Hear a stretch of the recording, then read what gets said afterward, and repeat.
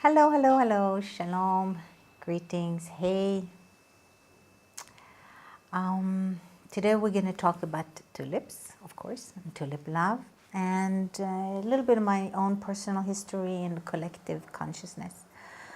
Tulip means perfect love in ancient Persian mythology, and it's a beautiful way to guide us into becoming more connected to our own self-love and the love we want in our lives with each other and beloveds and ourselves, our children. And one of the things I write in the book is about tulip trust. And if we trust in our own love for ourselves and others, we can walk through life with more ease. By deeply trusting you, give the universe no other option but to rearrange itself to deliver your expectation. For you have no doubt whatsoever that God or divine intervention wants your highest good. Having faith is the key to all success. And personally, I've had not a very easy childhood. My parents divorced when I was 2 years old. I lost my sister when I was 15.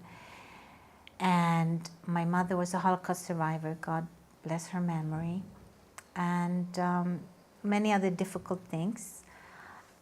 So I learned that I had to find a way to blossom myself.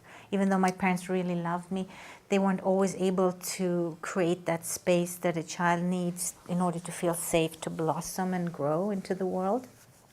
And many of us are from difficult backgrounds or dysfunctional divorced families. And so the tulip love is a way to come back and say, wow, there is beauty in nature, there is beauty in me. God created me. God created all these blossoms. And when we look at ourselves in the mirror, we often judge ourselves. But when we look at a blossom or a flower, we go, that's really beautiful. And we are God's flowers. We are its children. And we have had a lot of difficulties and pain and suffering. And so society doesn't have a place for it to be acknowledged. When we work or we're family, maybe distant relatives, when we are hurt, we don't have a framework, or we don't have places to go and say, you know what, this really hurt me. Can we communicate about this? Or can we create a place to be heard with each other? We haven't learned that, so we walk around with a lot of withholdings and hurts and anger, and we don't forgive. And that doesn't set us free. And perfect love is the ability to say, you know what, you couldn't see what I was feeling. Why did you do this? Or like, maybe not blaming, but showing the other person where something went wrong, and to teach each other where we're not maybe speaking from the right place. So we need to find ways to come in a sacred space and share our pains. The tulip space is one of them, or you can find ways to create that with your beloveds, to say, you know what, I need time to check in. Couples who work really hard need to have once a week at least a time just with themselves and share and connect. So there's no more stress in the relationships. And if we can find ways to talk to our bosses without feeling threatened for our livelihood, then we can work with more flow and ease. And we need to start changing these old patriarchal ways of being in boxes. We're not in boxes, we're human, breathing, sensitive blossoms. And we need to be felt, we need to be heard, we need to be touched, we need to come home to ourselves. We need quiet sometimes to recharge. And one of the things we do, the tulip work, is to allow the inner innocent child to really have a place to feel where wasn't heard, where wasn't met, and to regain that energy of innocence and regain that energy of, wow, maybe there is a place for me in the end.